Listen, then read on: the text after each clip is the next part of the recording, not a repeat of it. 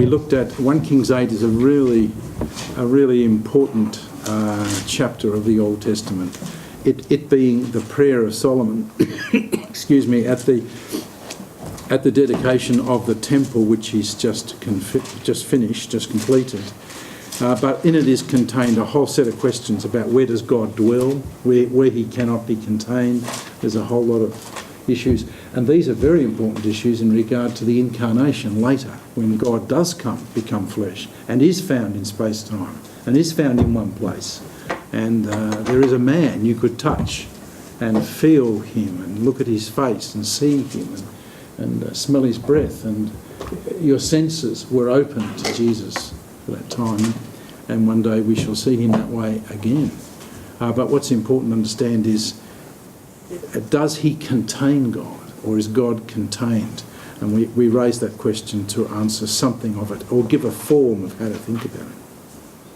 And tonight we're looking at 1 Kings 9 fairly rapidly, 10 equally so, which is the visit of the Queen of Sheba, and then 1 Kings 11, and then I'm taking you to the Song of Songs, which is in itself a most beautiful thing, but rather unusual for the Old Testament, particularly in the way it uses things. So first I'm heading to 1 Kings chapter 9. And then I want to raise some important questions we've already really raised about the nature of the Old Testament scripture itself.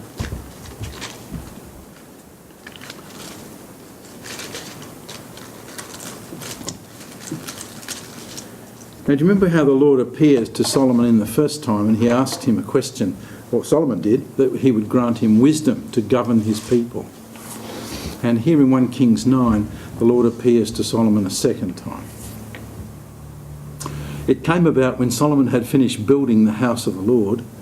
Alison, do you want a text? I have a text. Oh, good. Okay. Sorry. Yep, sure. And the king's house, and all that Solomon desired to do, that the Lord appeared to Solomon a second time, as he had appeared to him at Gibeon. And the Lord said, I have heard your prayer and your supplication, which you have made before me. Which must mean the prayer of 1 Kings 8. Because he goes on to say, I have consecrated this house which you have built by putting my name there forever, and my eyes and my heart will be there perpetually. Now what an unusual way to speak, or how God can speak of relationship, gettability. You can find me.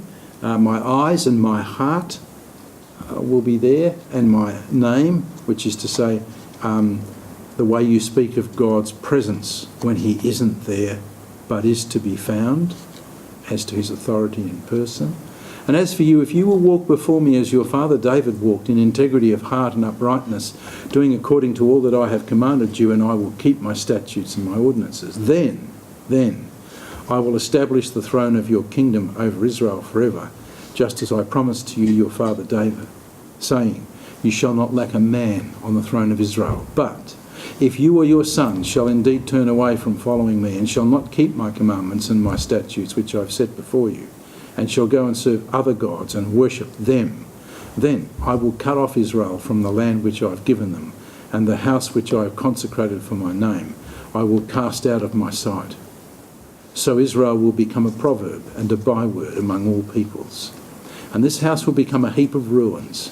Everyone who passes by will be astonished and hiss and say, why has the Lord done thus to this land and to this house? And they will say, because they forsook the Lord their God, who brought their fathers out of the land of Egypt, and adopted other gods and worshipped them and served them. Therefore the Lord has brought all this adversity upon them. Now this is an important text, because it opens for us something which is might appear to you and to me and to our generation and our way of thinking a rather odd thing. That God has actually said, I will put my name here forever, and my eyes and my heart will be here perpetually. And you might say, okay, this is written in stone. This is forever. But at the same time, God can actually say, this house will become a heap of ruins if you turn away from me. And everyone who passes by will be astonished. And if you do this, he said, well then you'll find that he actually reverses the issue. He says, I'll cut off Israel from the land I've given them. The house I've consecrated for my name, which I have, I'll cast out of my sight.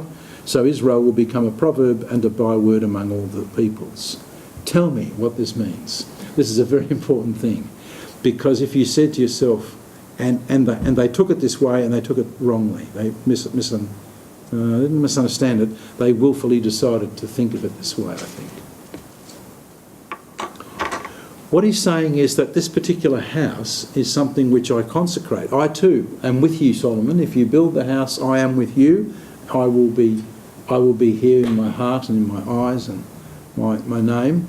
But if you don't honour me and if you don't walk in my statutes, what you'll find is, I'm not saying I am capable of this. I will bring this house to ruins. And of course, tragically, we understand, and I take it our writer of 1 Kings understands, it becomes a ruin. Nebuchadnezzar flattens it and burns it with fire. And the implication is that what's happened here is he's saying the thing that is permanent here is this house is permanent for me if, and only if, you are permanent with me. In other words, the relationships of the people and God, if the relationship is not such that God will commit himself to a house in such a way that it will be perpetual and he will honour it and he won't go away. So from his side, he's actually saying, I will not break this. But he's saying from your side, your response can. And it can change the thing that I am perpetually given forever to do. And so this is one of the most amazing things, that in the context of a permanent, forever God, who lives eternally and is an eternal person and can say things which in this case are appropriate to his character. I'll do this forever. I mean, none of us could say that because we're not eternal persons, at least ways by nature. We may be by promise, but not by nature. And our implication is that we're not in a place to say, oh, I'll do it forever. I will love you eternally, they sing in the songs, but actually that's a contradiction of their mortality, nature and person. But God is not so. So when God speaks eternally, you need to see it as a statement, not that he's being tricky or dodgy, but that he's actually saying, I am a person who, if I give my word, it will be an eternal word and it will be something which is consistent with my character, on the one hand. On the other hand, from your side, if you don't do this, I'm quite capable of pulling this whole thing to ruins and bringing it to a mess. And the implication is the house is not decisive. Our relationship is. So what we learn is that all things that God promises in respect of things, persons, things and places are fundamentally appropriate to his character, but are dependent upon a response. And that's going to be quite an important thing to understand, because that God is gracious and will meet Solomon's house and his prayer and answer him according to his prayer and do all that he asked in terms of his prayer. That's just so beautiful. Of 1 Kings 8, what he is saying is, there will come about a place where I'll bring it to ruins if you don't keep your side of that and you don't walk in my statutes. Now notice verse 8 and 9, because the implication is, because God commits to something eternal, and all the nations know that, if it all falls over, it must be that the nations can draw a clear conclusion. And that conclusion is actually, oh, they must have done something wrong. He would never have welched on them. That's an expression which means he would never have reneged on, thank you, on them. He would never have turned it round. They must have done something, and this is his discipline of them. So the nations are given to understand this is the case. And just as they have the same case, the nations have the right to look at the church and say, they are the church because look how they love one another. Well, what if they don't? Well, then the nations and they have the right to actually draw the conclusion they aren't then, are they? Disciples of Christ. So in this case, what we're looking at is one of these. It's not an either or, and it's not a dodgy thing that God is saying. He's being. What can God say except to say that everything He says is eternal by virtue of who He is? But the next question is, but in relation to creatures who don't care for what I say, well then I'm capable of doing these things. So don't be thrown by that. It's a promise and a warning. The promise is absolutely secure and is good, and God is not saying something tricky or dodgy. What He is saying is, but if you're dodgy with me, then I'll bring this house down, which is what He does. Now this is quite important because, do you remember at the time of Isaiah and Jeremiah, people say, oh, the temple of the Lord, the temple of the Lord, it'll stand forever. God said it would. He would, right? Well, yes, He did, and He didn't. Now that's why this if-then. And so they begin to trust in the place. They think the place is not magical, wrong word. I don't think they ever thought magic. The Jews wouldn't think magic. But what they do is they say, this place is sacrosanct, God will honour it forever. He said He would, and therefore as long as it's standing, we're safe. And the answer is, can He bring it down? They could hardly believe that. But here He has said it, right at the very beginning of that. That's an important thing to know. Well, at the end of 20 years in which Solomon had built the two houses, the house of the Lord and the king's house, Hiram, king of Tyre, had supplied Solomon with cedar and cypress timber and gold, according to all his desire. And then King Solomon gave Hiram 20 cities in the land of Galilee. So the price is territory. And to build the house of the Lord and the king's house cost them to yield the Galilean area to Hiram, king of Tyre, which is to say the Lebanese northern sector. And that's going to be an important thing because Galilee becomes a place of Gentiles. If it's yielded to Tyre, well then the Jews begin to evacuate and leave it. And the only people left are people who have got their living in a lake. And so the fishermen stick around because this is where their livelihood is. And the implication is that the others will probably slip away. So Hiram came out from Tyre to see the cities which Solomon had given him, and they did not please him. And he said, what are these cities which you've given me, my brother? And so they were called the land of Kabul to this day. And you get a sort of a rough translation if you've got a side margin which tells you he called them as good as nothing. So Galilee of the Gentiles is a nothing place.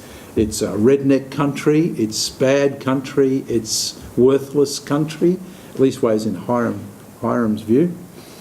And Hiram sent the king and the king 120 talents of gold. Why did he do that? When he just said, what you've given me is terrible. You have not repaid me well. Well, this is the account of the forced labour which King Solomon levied to the house of the Lord, his own house, to build it. So now we start to learn, so this building and this labour and this brilliant edifice in actual fact has now cost the people astonishingly. And our writer wants us to know that. See, if we're going to understand, don't read this as scripture in the sense of special. Read it as something which a man who wrote it wanted you to get an understanding of why it was that such wonderful things happened, yes, but at such cost. And we need to balance that. Don't read it as something that has nothing in it that doesn't a self-critique. It does. This is the account of the forced labour. He levied to build the house of his own house. And the Millo. The Millo is a wall, an internal wall of Jerusalem, which actually strengthened the defences. And also built Hazor, Megiddo, and Giza. Now these are fortified cities on boundaries. For Pharaoh, king of Egypt, had gone up and captured Giza and burned it with fire and killed the Canaanites who lived in the city, had given it as a dowry to his daughter, Solomon's wife. So Solomon's wife, with reference to Pharaoh, the Pharaoh has taken a city and given it to her as a dowry. Now we have to understand what's happening here. What is happening is that Egypt is contributing to the secure land of Israel. So Solomon rebuilt Giza and the lower Beth Horon and Baalath and Tamar in the wilderness in the land of Judah. Now these are south of Jerusalem. And all the storage cities which Solomon had, even the cities for his chariots and cities for his horsemen, and all that pleased Solomon to build in Jerusalem, in Lebanon, and in all the land under his rule. So what he's done is he's now beginning to garrison issues. You see, the trouble is for these men, once you've got a wide kingdom, you just can't march people fast enough to deal with a slaughter that's happened yesterday. It's 2 weeks away. It's the great problem, as we shall see when we get to the very end of this, although we will somehow or other. And what we'll do is when we get to the end of this, we'll see that the great problem for the Medes and the Persians was it's 3.5 weeks march before you can respond to something that happens at the other end of the empire.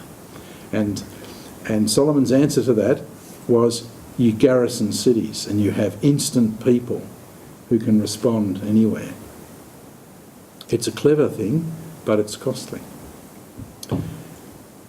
All the people who were left of the Amorites, the Hittites, Perizzites, Hivites, Jebusites, who were not of the sons of Israel, their descendants who were left after them in the land whom the sons of Israel are unable to destroy utterly, from them Solomon levied forced labourers even to this day. But Solomon did not make slaves of the sons of Israel, for they were men of war, his servants, his princes, his captains, his chariot commanders and his horsemen. So they're not slaves, are they? Well,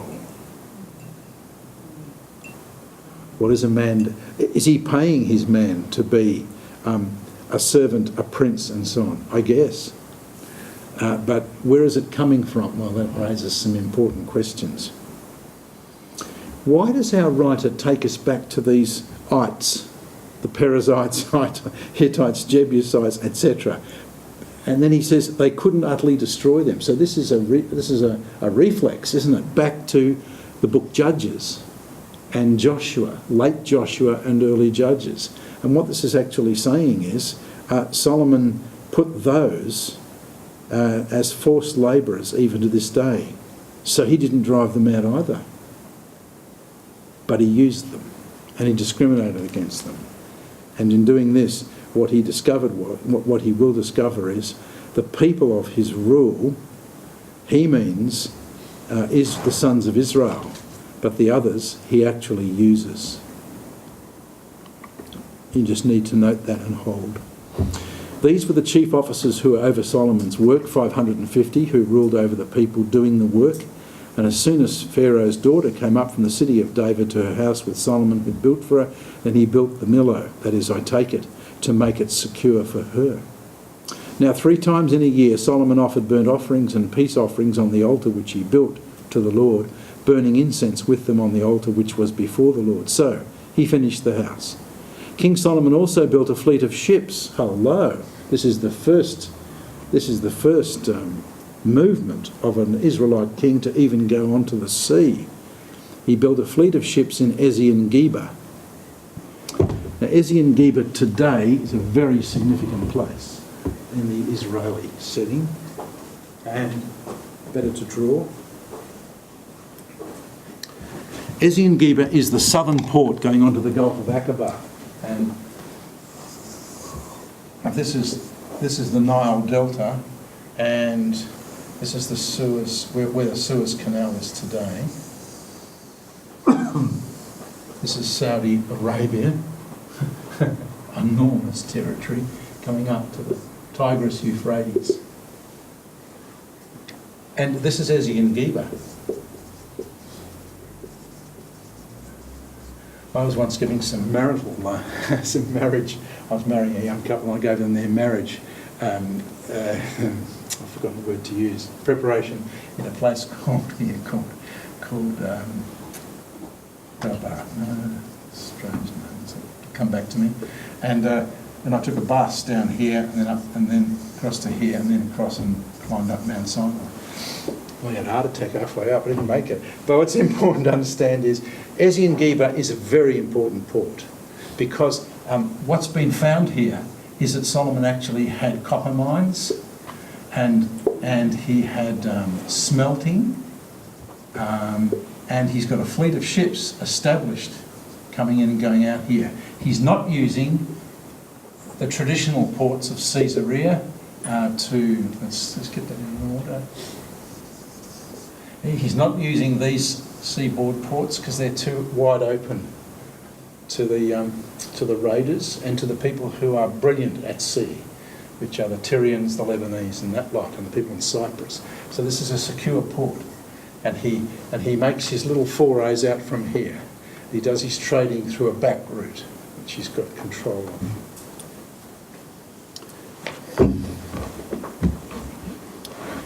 And he built a fleet of ships, and Hiram sent his servants with the fleet, sailors who knew the sea, along with the servants of Solomon. So it's the Lebanese man who trains his navy. And they went to Ophir and took 420 talents of gold from there and brought it to King Solomon. Ophir is in Africa. So what's our man painting? What's your impression of this 9th chapter? Because we're about to see that now the visit of the Queen of Sheba appears.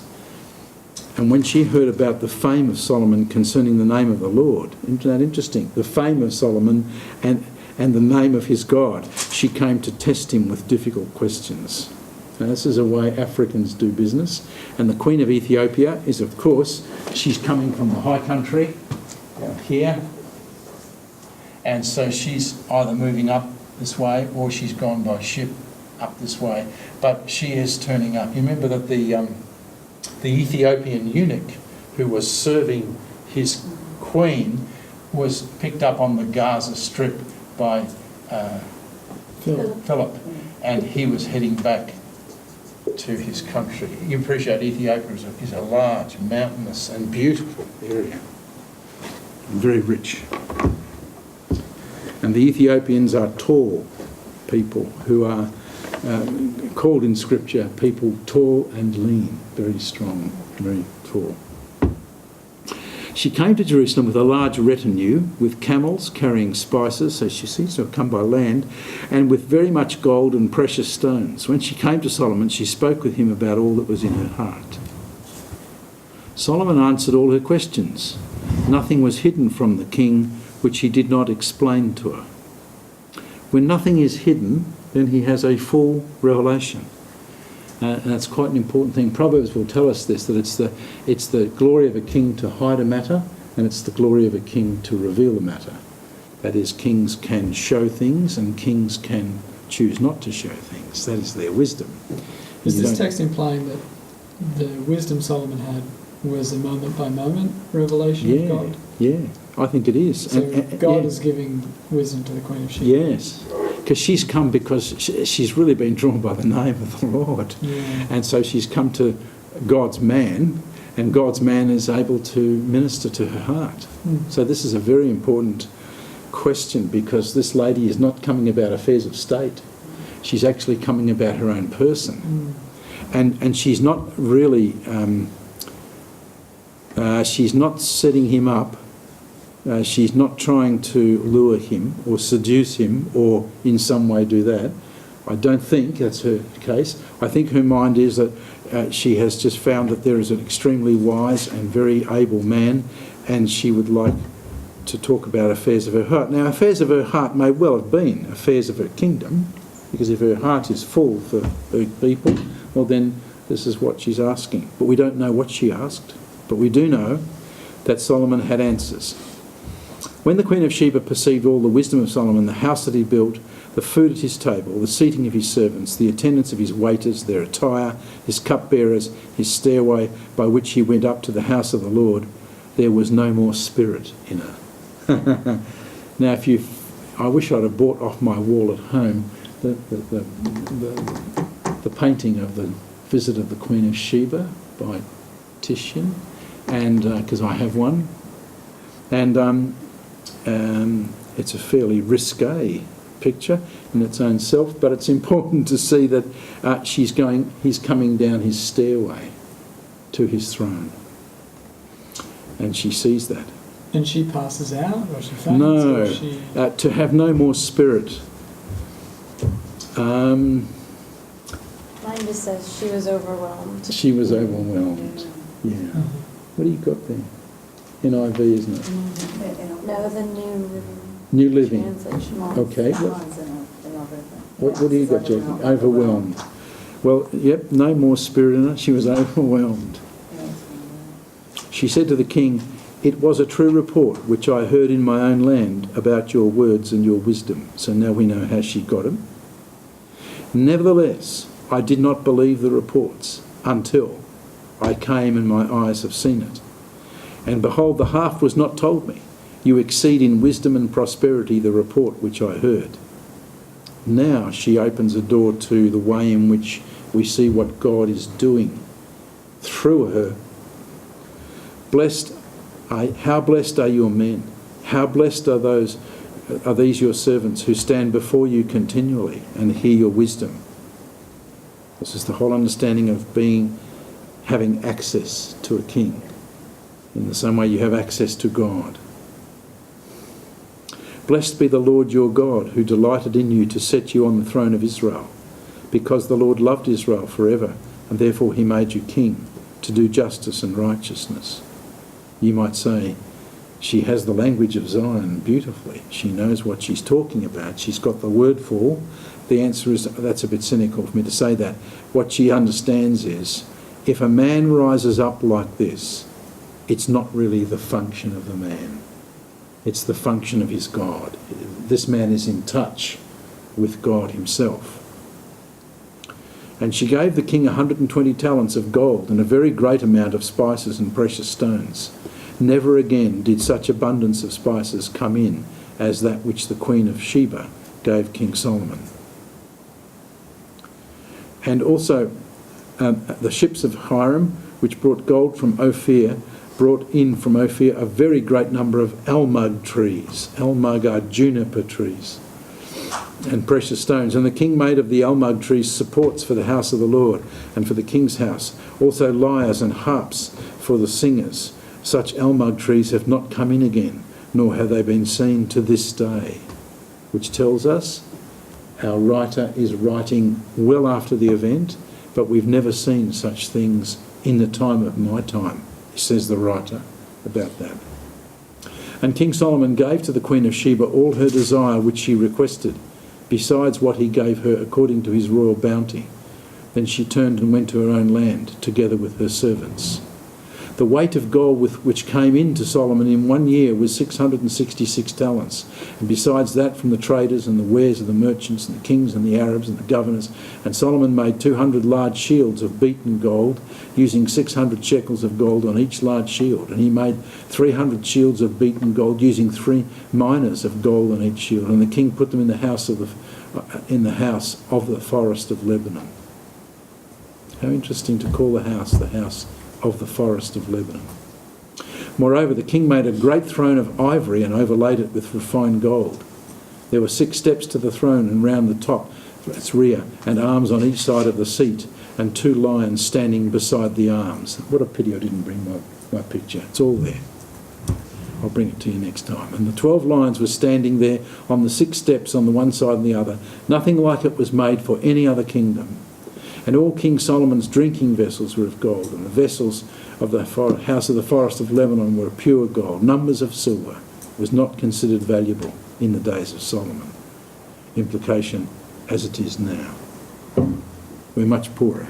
"And all the earth was seeking the presence of Solomon, to hear his wisdom which God had put in his heart. And they brought every man his gift, articles, silver and gold and garments and weapons and spices and horses and mules, so much year by year." You see, what do you bring somebody?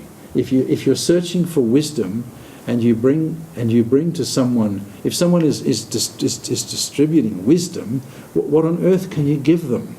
Well, you give them what the world calls of enormous value, because how else can you actually show that you value their wisdom in such a way that, well, how do you do that? It's a very important question. How do you value the wisdom of any human being? How do you express that? You give it a worldly wealth and splendour setting, you're not thinking of paying it back. It's not a matter of payment, it's a matter of expressing honour due to a king.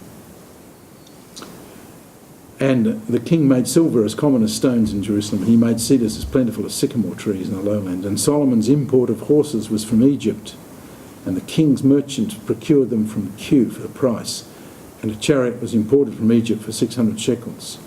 And by the same means they exported them to the kings of the Hittites and to the kings of the Arameans. So Solomon is dealing in arms, and he is making money militarily by supplying arms to his, we presume, enemies, all for a fee. Now, we shouldn't read this with our own cynical approach. What we should do is to understand that our writer has no way of conveying to us what that wisdom was, because wisdom is existential. It's moment by moment. It's come and it's gone. It was for the Queen of Sheba, whatever it was. But what was left was how she responded in that way. It says in chapter 11 that he loved many foreign women along with the daughter of Pharaoh. Notice that the daughter of Pharaoh has precedence, and she is shown in picture as the main game. But there are Moabite, Ammonite, Edomite, Sidonian and Hittite women from the nations concerning which the Lord had said to the sons of Israel, "You shall not associate with them, neither shall they associate with you, for they will surely turn your heart away after their gods." Solomon held fast to these in love. So our writer now begins a critique. He says, wasn't this an astonishing kingdom? What a wonderful Camelot this was. This is just an amazing place. Ah, yes, but come down into the dungeons and we'll show you a few things which we need you to see. And so this is the one which he wants to concentrate on here. He had 700 wives, princesses, and 300 concubines, and his wives turned his heart away. It came about when Solomon was old, his wives turned his heart away after other gods, and his heart was not wholly devoted to the Lord his God, as the heart of David his father had been. For Solomon went after Ashtoreth, the goddess of the Sidonians, and after Milcom, the detestable idol of the Ammonites. Of course, Isaiah and Jeremiah will give both of these false gods a very hard time. And Solomon did what was evil in the sight of the Lord and did not follow the Lord fully as David his father had done. Notice the contrast. David is the high peak. Solomon appears to be a stunning operator, but in actual fact, David, his father, has one thing running. He holds with all his heart to the Lord. Then Solomon built a high place for Chemosh, the detestable idol of Moab, on the mountain which is east of Jerusalem, and for Molech, the detestable idol of the sons of Ammon. Thus also he did for all his foreign wives who burned incense and sacrificed to their gods. So this is one of these terrifying problems, but by agency of marriage, and this is going to raise for us one of the most important questions, is that marriage is not primarily a romantic matter. It's a matter which has to do with society. And what we'll come to see is this turns out to be an important problem. Now the Lord was angry with Solomon because his heart was turned away from the Lord and the God of Israel, who had appeared to him twice, our writer wants you to know, and had commanded him concerning this thing, that he should not go after other gods, but he did not observe what the Lord had commanded. And so the Lord said to Solomon, because you have done this, and you have not kept my covenant and my statutes which I have commanded you, I will surely tear the kingdom from you and will give it to your servant. Nevertheless, I will not do it in your days for the sake of your father David, but I will tear it out of the hand of your son. However, I will not tear away all of the kingdom. I will give one tribe, in this case Judah, to your son for the sake of my servant David and for the sake of Jerusalem, which I have chosen. Now this begins to open for us an important door. What God is saying is, for the sake of, when God says for the sake of, he's actually saying something in respect to something which has a meaning which exempts it. And what he exempts is Jerusalem And all of this is for the sake of my servant David and for the sake of Jerusalem, which I have chosen. So Jerusalem is now being stated in 1 Kings 11 as the city of the Lord. It's the city of God, and not the city of David. It's the city God chose, albeit through David, but he did. And then the Lord raised up an adversary to Solomon, Hadad the Edomite, and he was of the royal line in Edom. And it came about when David was in Edom, and Joab the commander had gone up to bury the slain, struck down every male in Edom, for Joab and all Israel stayed there 6 months, till he'd cut off every male in Edom. Get an impression of how Joab does war. That Hadad fled to Egypt. He had certain Edomites of his father's servants with him, while Hadad was a young boy. And they arose from Midian and came to Paran, and they took men with them from Paran and came to Egypt, to Pharaoh, and he gave him a house and assigned him food and gave him land. So Pharaoh is welcoming a malcontent who is driven out of his own land. All kings do this because they become a most important tool in their own political retinue.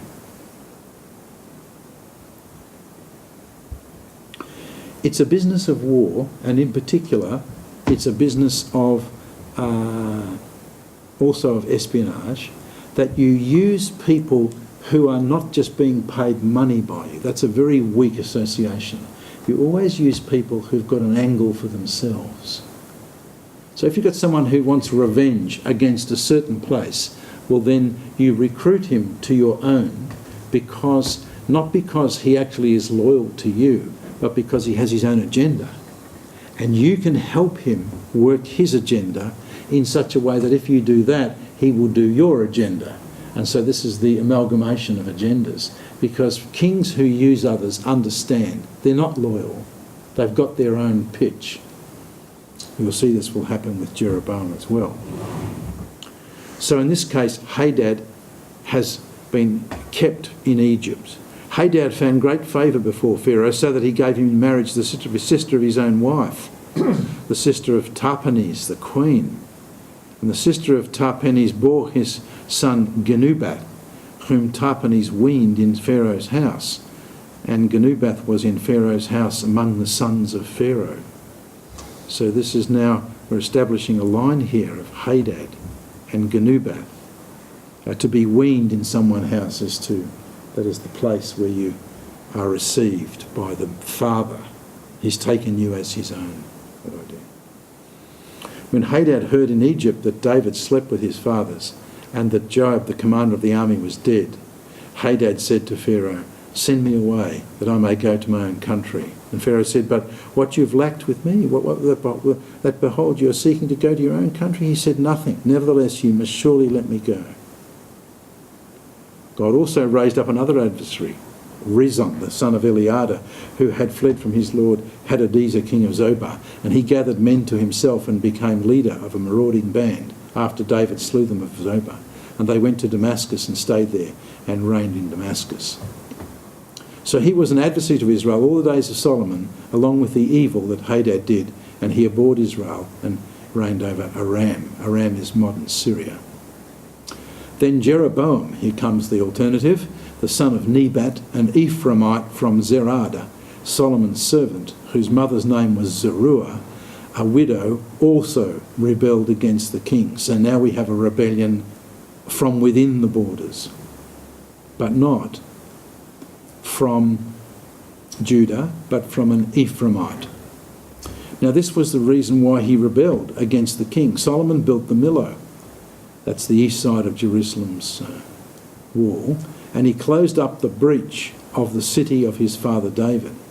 That is, he must have considered the necessity that the wall had a weakness, and so the Millo he filled in.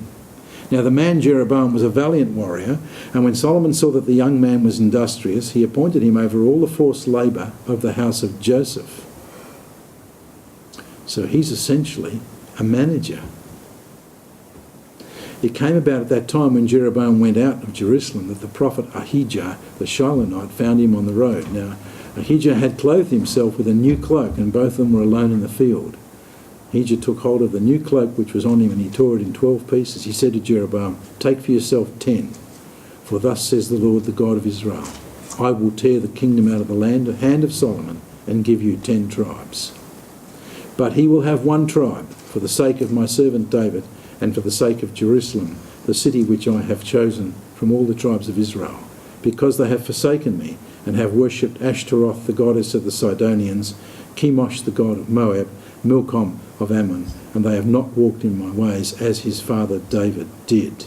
Now all that you already know as a reader, that God has said that to Solomon direct. Verse 11. Now the prophet is saying it to Jeroboam, and you know it as a reader to be a true prophecy. This is not dodgy. Nevertheless, I will not take the whole kingdom out of his hand, but I will make him ruler all the days of his life for the sake of my servant David, whom I chose, who observed my commandments and my statutes. But I will take the kingdom from his son's hand and give it to you, even 10 tribes. But to his son I'll give one tribe, that my servant David may have a lamp always before me in Jerusalem, the city where I have chosen for myself to put my name. Now we're noticing a shift, are we not? It's not the house of Solomon built where God has chosen to put his name, but it is the city where God has chosen to put his name. And notice that the words of the Lord are beginning to shift. He's saying, this is a city which is called by my name. Well, you haven't heard that before. You've heard the house. But now God is actually speaking not of the house which he will destroy, but of the place and of Jerusalem. Now this is an important shift. It's an important movement. I don't say it's an evolution, that's not what I'm saying, but it is in fact a way in which God is showing that the house of Solomon, to which he is going to remain faithful for the sake of David, and the place of Jerusalem for the same reason, and that's why the tribe of Judah, in which territory Jerusalem falls, is now seen to be the house that God has placed his name in. And I will take you, and you will reign over whatever you desire. You shall be king over Israel. Then it will be that if you listen to all that I command you and walk in my ways and do what's right in my sight by observing my statutes and commandments as my servant David did, I will be with you and build you an enduring house as I built for David, and I will give Israel to you. Thus I will afflict the descendants of David for this, but not always. Notice these caveats that God is speaking, but not always. Solomon sought therefore to put Jeroboam to death, so he must have understood that Ahijah had spoken these words. But Jeroboam arose and fled to Egypt, to Shishak, king of Egypt, and he was in Egypt until the death of Solomon. So Egypt, you can now begin to see, is a power that is harbouring the enemies of Solomon. It may not have the power to go and attack Solomon, but it is prepared to harbour all his malcontents. And of course what will happen is they'll inject them back in just the right time to cause havoc. The rest of the acts of Solomon and whatever he did, and his wisdom, are they not written in the book of the acts of Solomon? And thus the time that Solomon reigned in Jerusalem over all Israel was 40 years. And Solomon slept with his fathers and was buried in the city of his father David, and his son Rehoboam reigned in his place. And now the next chapter will tell us about how Rehoboam and Jeroboam come to be, of course, opponents.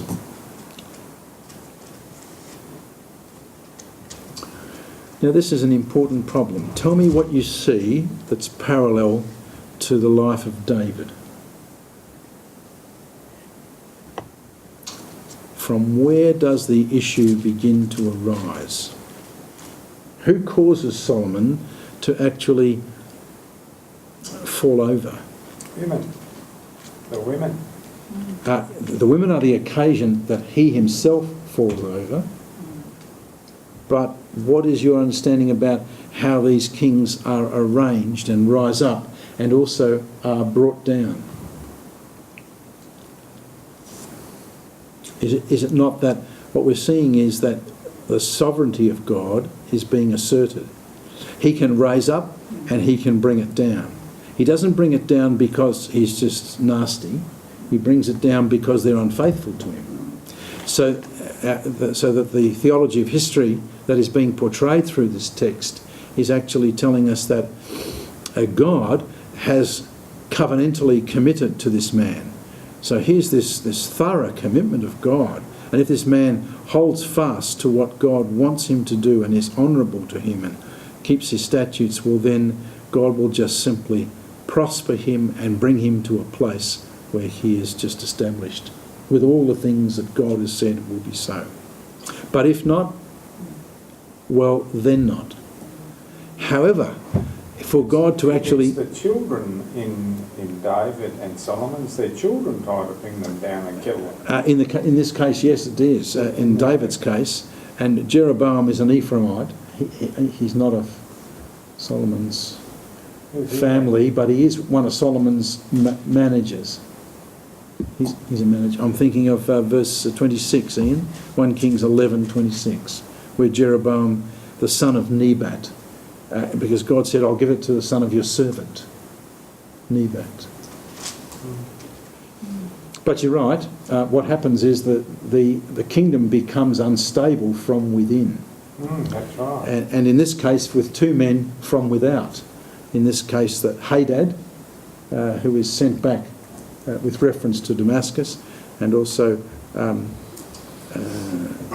Rezin with reference to Damascus, and Hadad with reference to his own people,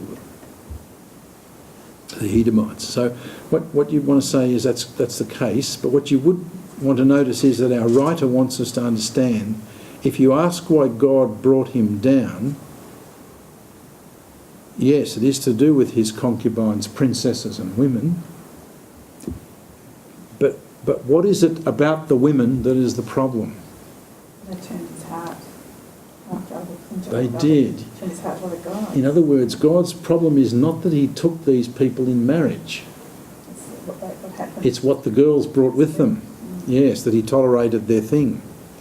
What was the understanding if a sojourner comes among you? And well, of course, the problem is that God is saying you shall not marry anybody outside us anyway. So if you do that, but of course, you shall not associate with them, because they will surely turn your heart to other gods, which is what he did.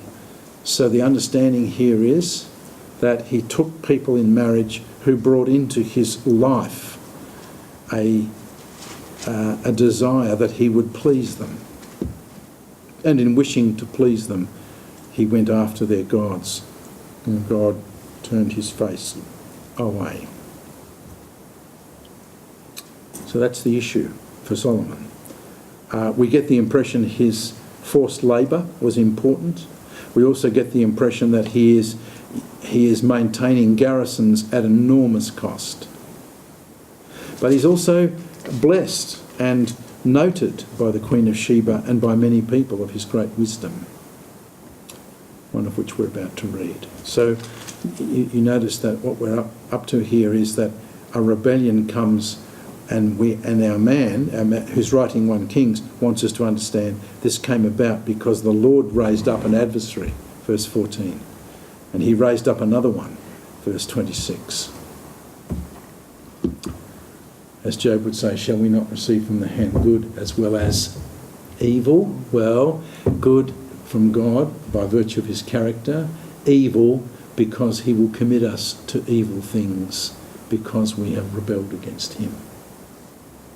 So 1 Kings 9 through 11 is now taking you very swiftly to the fall of Solomon. If you had said to yourself, after the long material of David's reign, where Solomon becomes king over Israel by 1 Kings 5, by 1 Kings 11, he's gone. And our writer has made it clear that he had great power and wealth and wisdom and breadth of mind. He was an astonishingly gifted man by God. And that's why people often say, in actual fact, he liked women. The answer is, that isn't necessarily what this text is telling us. It's saying that he used marriage as a cementing tool between houses, which is what marriage does. In other words, instead of, and this raises one of the most important questions, instead of marrying and then in marrying finding that it cements two families. So you appreciate that the scriptures tell us in Genesis 1 that a man leaves his mother and father and cleaves to his wife, which is the image of intercourse. It's to be glued. And they become one flesh. One flesh doesn't mean they themselves. It means that they become family. Bone of my bone and flesh of my flesh is my family. So in other words, somebody who is in family A leaves his mother and father A and joins to a wife of family B, and they unite and become one family. So that the two derivative families are actually now in relationship to the new family. And that's how it will go on, generation to generation. In other words, marriage is essentially a societal issue. It's nothing to do with falling in love. Although, as we shall see with the Song of Solomon, we shall see it's not important, but it happens. And what we'll come to understand is that marriage is a uniting of two families. And what Solomon is doing is he's saying, I know how to bring myself into alliance. Rather than negotiate deals, borders, lands, although with Hiram it was a matter of paying him, I think. What he did was he said, marriages are cheap. All you do is marry the girl. It costs you nothing in terms of negotiated work. So it's using marriage for what it was never meant to be used for, but which its result was always there by God's gift. See the important problem you have here. You're beginning to see that the way God has arranged the world, people then begin, having seen it arranged that way, to begin to use that arrangement for purposes it never entered God's mind that such could be the case. Although, if a marriage had taken place between two families, there will be a covenant and a pact and a oneness between them, and to be related by marriage is to be, in actual fact, presumably at peace. Western people understand that in-laws are not always what brings you peace. But in these cases, it's not a matter of peace in terms of practice. It's a matter of relatedness in terms of society. So our writer never tells us that God had a problem with Solomon marrying all these people. Yeah, because he'd forbidden that. Right, the Lord had forbidden that. But Solomon, the writer doesn't make much of a big deal of Solomon having broken that rule. No, he doesn't. He notes it, though, doesn't he, by taking us back to the Joshua Judges material, and then says Solomon didn't. I mean, at least David is trying to kill him, if you will. David's killing regime is at least obedient. Solomon's marital regime breaks the first move and also brings a terrible compromise into his life, and it steals his heart away, and all that God wanted was his heart. If we were writing today's history of the Queen of England that we've got today, how she's reigned for such a long, long time, what would stand out as her as a queen of her time? Like we're talking about these people. What about today? We're looking at kings and queens. What are they actually doing then? Are they just figureheads, David, or have they done anything? I think our current queen is a figurehead insofar that she has a figurehead status and is maintained in that, but she has no power at law, which has been ceded to Westminster, really. So if she wanted to intervene, she could, but only to give advice, and then the government of the day overrides that. So that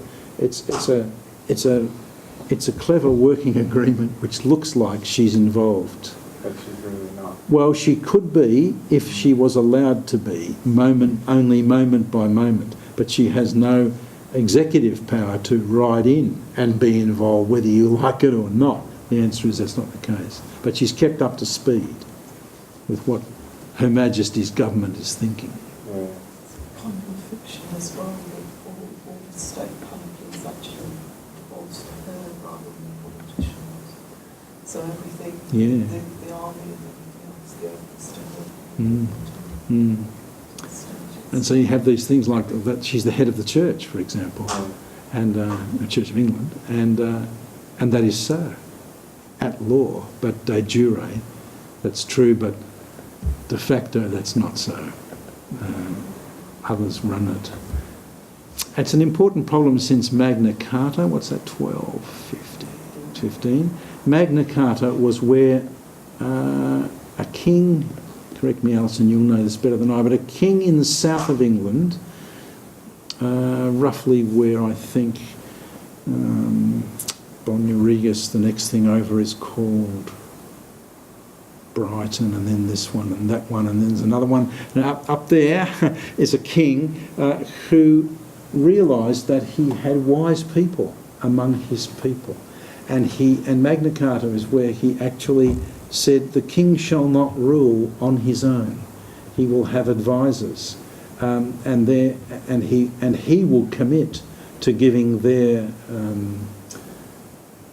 opinion full weight, and their opinion will have weight along with the king's. So that's where that was an initiative the king took to actually bring his common people, so-called, into his governing ability. That's why it's a very significant thing. It wasn't the devolving of the authority of a king on the people. It was a shared arrangement. Later in British history, it went the other way round. The king became so crazy and oppressive and difficult and just dreadful. The people took control of that. And so there's a way in which, particularly, we see that's developed enormously at the time of the Reformation. And so now it looks like it's a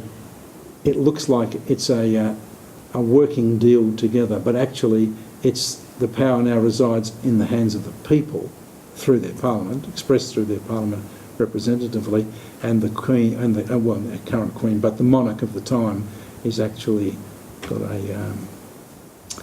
a role which is, as you would say, with all the panoply and so on, but in actual fact no real serious power.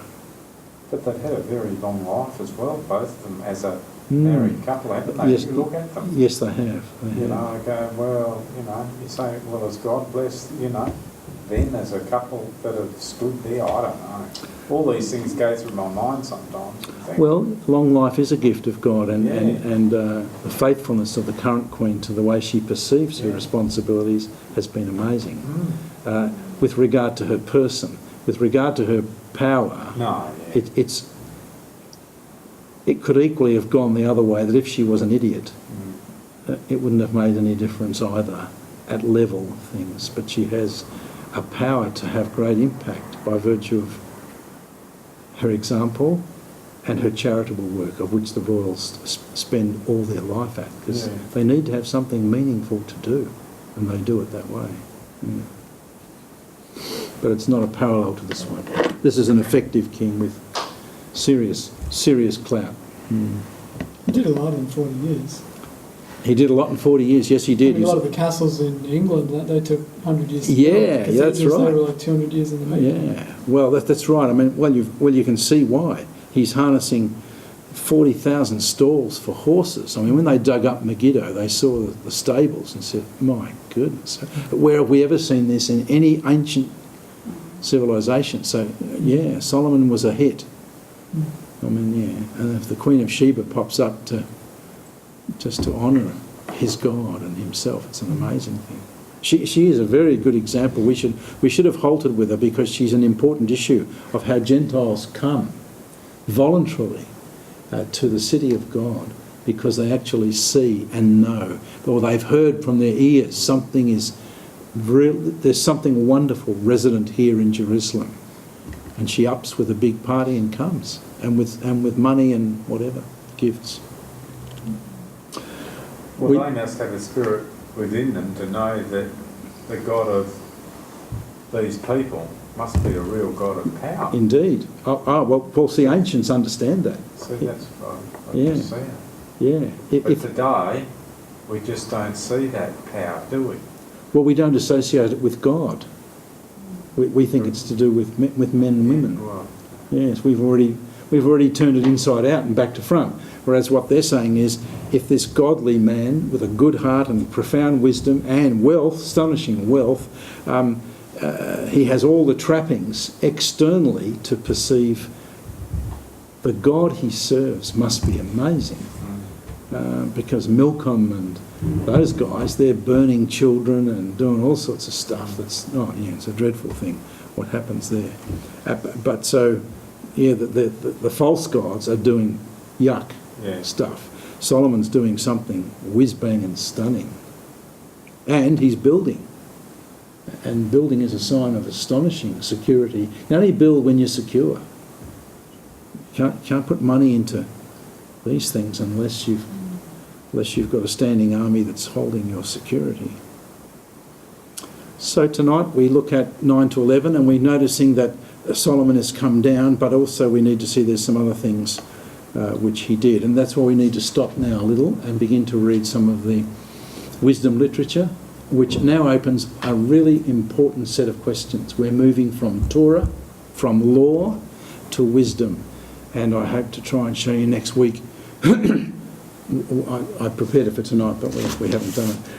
But to try and show you what it is that we're doing there. Because the minute you move to wisdom, I'll just give you a taster, then I'll stop, so I want to take a break.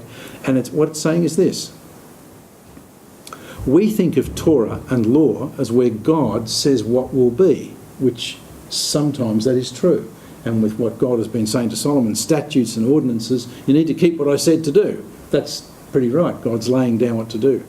But the minute you come to wisdom literature, you start to understand something is beginning to happen which we've already noticed. If I said to you, if you've read the Torah and then you read Judges, would you have thought that the life of the people reflected the Torah?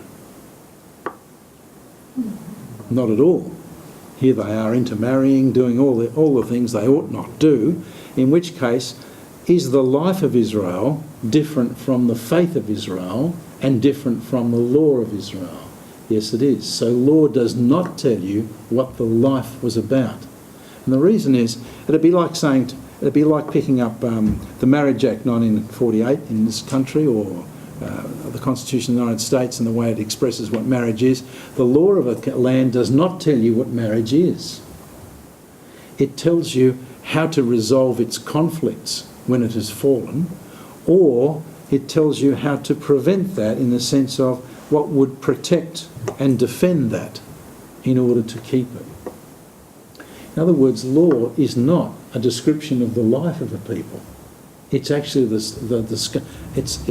it presumes they're rebellious, and how do you sort them out when they are? So law presumes rebellion. There's only two places, 2 chapters in the scriptures where this is not so. That's Genesis 1 and 2. By Genesis 3, you've got rebellion.